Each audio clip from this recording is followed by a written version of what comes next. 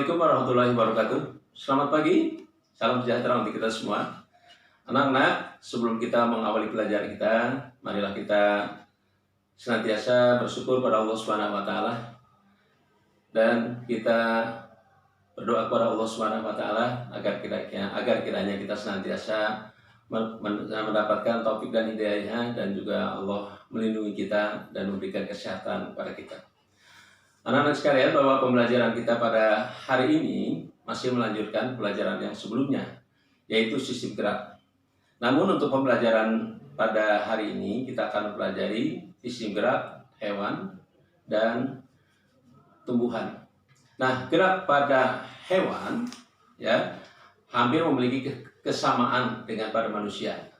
Nah, tentu saja yang membedakan adalah karena adaptasi hewan-hewan tersebut yang menyebabkan hewan tersebut memiliki struktur tulang yang berbeda-beda satu dengan yang lainnya.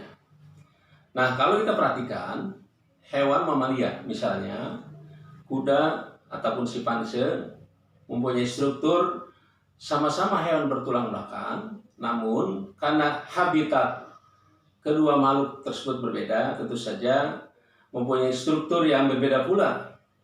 Kuda yang hidup di darat biasa berlari kencang, sementara simpanse yang hidup di hutan atau di pohon yang biasa mengambil makanan dengan tangannya. Nah, tentu saja bisa kita perhatikan, kita bisa lihat bagaimana struktur kedua hewan tersebut mempunyai perbedaan yang sangat mencolok. Demikian juga ikan dan kakap. Walaupun keduanya sama-sama hidup di air atau bisa hidup di air, nah ikan karena memang dominan hidup di air, tentu saja mempunyai gerak yang spesifik dilengkapi dengan sirip. Sementara kakap mempunyai kemampuan melompat, oleh karena itu mempunyai struktur tungkai belakang yang spesifik juga, di mana hewan tersebut bisa melompat. Demikian juga burung. Nah, burung kita kenal adalah hewan yang bisa terbang. Tentu saja burung ini mempunyai keunikan tersendiri karena tungkai atasnya atau lengan atasnya ya mempunyai struktur yang bisa mengepak sehingga burung bisa terbang. Kemudian ular. Ular adalah hewan yang tidak memiliki kaki, namun dia bisa berjalan. Nah, apa ya keistimewaan ular? Nah, keistimewaan ular itu mempunyai susunan tulang rusuk yang banyak dan rapat, sehingga otot-otot perut yang dimiliki ular ini bisa menggerakkan tubuh ular bergerak meliuk ke depan, ke belakang, membelok ke kanan dan ke kiri dan seterusnya. Nah, itulah gerak pada hewan. Nah, sekarang kita lanjutkan gerak pada tumbuhan. Nah, gerak pada tumbuhan, walaupun tumbuhan tidak memiliki otot, ya, tumbuhan juga bisa melakukan gerakan. Nah, gerakan pada tumbuhan ini karena dia tidak mempunyai sistem saraf dan otot, tapi dapat melalui benang plasma atau yang disebut dengan plasmodesma. Nah, gerak pada tumbuhan ini dibagi atas 3 macam. Ada yang disebut gerak endonom, ada yang disebut dengan gerak esionom, dan ada gerak higroskopis. Diulang, gerak endonom, gerak esionom, dan gerak higroskopis. Mari kita bahas satu persatu gerak pada tumbuhan tersebut. Gerak endonom. Dari kata endonom berarti dari dalam. Endoterm, ada istilah ya, dari dalam. Merupakan gerak pada tumbuhan yang disebabkan oleh rangsang yang berasal dari dalam tubuh tumbuhan itu sendiri. Nah, misalnya gerak aliran sitoplasma pada sel tumbuhan. Kemudian gerak esionom. Nah, ini gerak inilah yang mungkin bisa kita lihat. Nah, gerak pada tumbuhan gerak esionom ini sangat dipengaruhi oleh rangsangan. Faktornya bisa air, cahaya, suhu, zat kimia, gravitasi, dan sebagainya. Nah, gerak esionom ini terdiri atas gerak tropisme, gerak taksis, dan gerak nasti. Kita awali dengan gerak tropisme. Apa itu gerak tropisme? Gerak tropisme itu bukan gerak yang dipengaruhi oleh rangsang. Gerak yang dipengaruhi oleh gerak tumbuhan yang arah geraknya dipengaruhi oleh arah datangnya rangsang. Apa saja arah rangsangan tadi, sumber rangsangan tadi? Nah, kita lihat satu persatu. Kalau sumber rangsangnya berasal dari cahaya, maka disebut dengan fototropisme. Kalau sumber rangsangnya berasal dari tanah atau bumi, disebut dengan geotropisme. Kalau sumber rangsangnya berasal dari air, maka disebut hidrotropisme. Dan kalau berupa sentuhan atau singgungan, nah disebut dengan tigmotropisme. Kita lihat contohnya, bagaimana fototropisme. Gerak bagian dari tumbuhan menuju cahaya.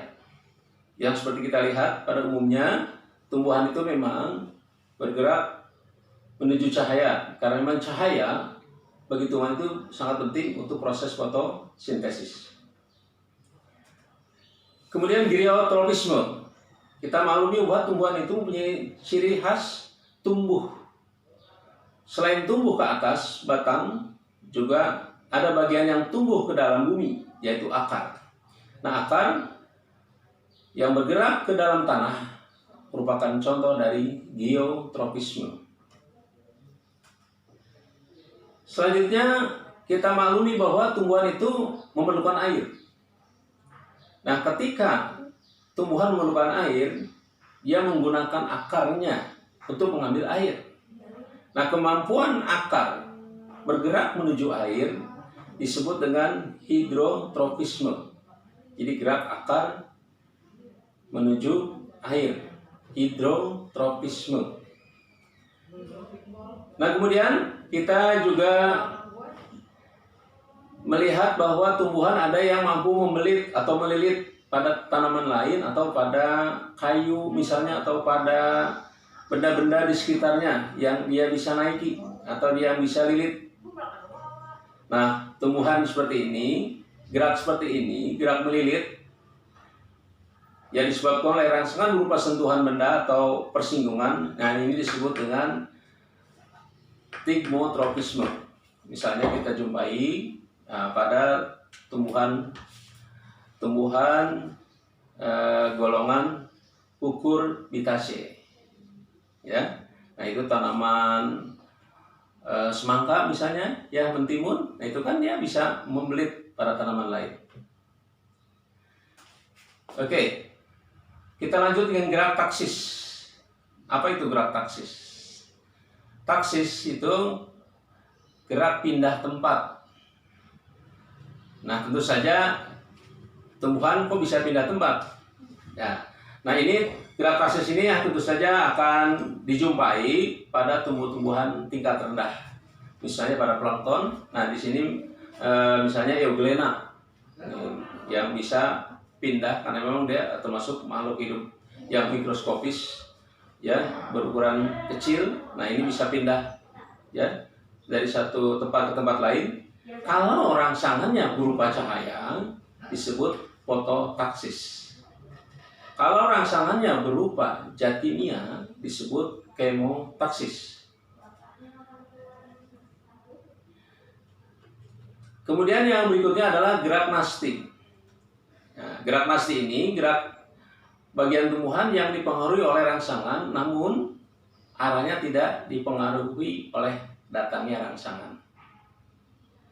Yang termasuk gerak nasti antara lain adalah fotonasti, termonasti, niktinasti, haptonasti, tigmonasti, dan nasti kompleks. Mari kita bahas satu persatu. Fotonasti, foto cahaya. Ya, berarti ini gerak pada tumbuhan yang dipengaruhi oleh cahaya. Gerak nasti yang dipengaruhi oleh cahaya. Nah, misalnya bunga pukul 4 yang akan mekar pada sore hari dan esok menutup pada esok paginya. Jadi makanya disebut dengan bunga pagi sore. Niktinasti. Niktinasti. Nah, ini gerak pada tumbuhan ya. Karena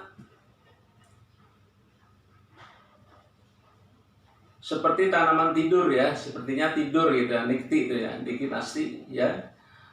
Pengaruh gelap menjelang malam ya, daun itu tidur. Nah, ini jumpai pada tanaman flamboyan ya, golongan legum ya. Nah, ini dia akan menutup daunnya pada malam hari dan siang kembali membuka.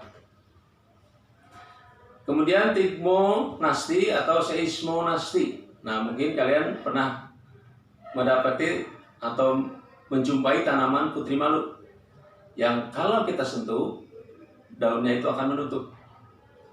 Andai kata kita tidak sentuh, dia tetap membuka.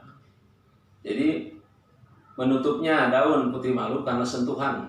Nah, ini merupakan contoh dari seismonasti atau tigmonasti. Kemudian termonasti.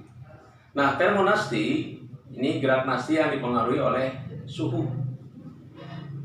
Nah, pada suhu tertentu, suhu panas, ada bunga tanaman yang mekar. Ketika suhu menurun, dia akan menguncup kembali. Nah, ini dijumpai pada tanaman bunga tulip yang ada di negeri Belanda. Kemudian haptonasti. Apa itu haptonasti? Yaitu gerak nasti yang terjadi pada tumbuhan insektivora. Nah, ketika mengalami sentuhan atau disentuh oleh serangga, dia secara spontanitas akan menutup. Karena memang tumbuhan ini mempunyai kemampuan untuk memangsa serangga. Kemudian nasti kompleks. Nah, nasti kompleks berarti faktornya lebih dari satu. Bisa cahaya, suhu, air, dan zat kimia. Contohnya adalah gerak membuka dan menutupnya sel-sel penjaga pada stomata atau pada mulut daun. Nah, jelas di sini kita ulang lagi apa perbedaannya nasti, taksis, dan gerak tropisme. Gerak nasti, gerak bagian tubuh tumbuhan akibat pengaruh rangsangan dari luar, namun arah gerakannya tidak dipengaruhi oleh rangsangan. Kemudian gerak tropisme, gerak tumbuhan yang dipengaruhi oleh rangsangan, kemudian arah geraknya bisa menuju sumber rangsangan. Kemudian gerak taksis. Nah, gerak pindah tempat yang dilakukan oleh organisme atau tumbuhan bisa mendekati atau menjauhi sumber rangsangan. Nah, selanjutnya kita mengenal gerak higroskopis. Nah, gerak pada bagian tumbuhan yang disebabkan oleh perubahan kadar air. Keluarnya biji pada tanaman karet, kemudian terpental jauh, itu akibat dari gerak higroskopis, di mana ada perbedaan kadar air pada buah tersebut. Sehingga dia akan mementalkan keluar bijinya ya. Pada tumbuhan pete, pada tumbuhan jengkol, mungkin kalian kenal pohon jengkol ya, ini juga termasuk gerak higroskopis. Oke anak-anak, pertemuan kita ini Bapak akhiri dengan kalian harus menjawab pertanyaan ataupun tugas. Kalian bisa lihat dari buku paket kelas 8 halaman 60, aktivitas 1.8. datalah atau identifikasilah jenis gerak tumbuhan di sekitar rumah kamu. Ya, 10 nama tanaman yang berbeda, kemudian kamu identifikasi geraknya. Silakan, walaupun pada saat ini kalian PJJ, untuk keluar halaman atau ke kebun atau ke taman, kalian bisa memperhatikan tumbuhan, kemudian mendata tumbuhan tersebut, kemudian isi jawabannya di buku, tulis kamu tulis, kamu salin lagi, nah terus kamu kirimkan tugas itu melalui Google Classroom. Oke anak-anak, pertemuan kita cukup sekian. Mudah-mudahan pembelajaran kita pada kesempatan pekan kedua PJJ ini kalian tetap masih bersemangat. Oke? Wassalamualaikum warahmatullahi wabarakatuh.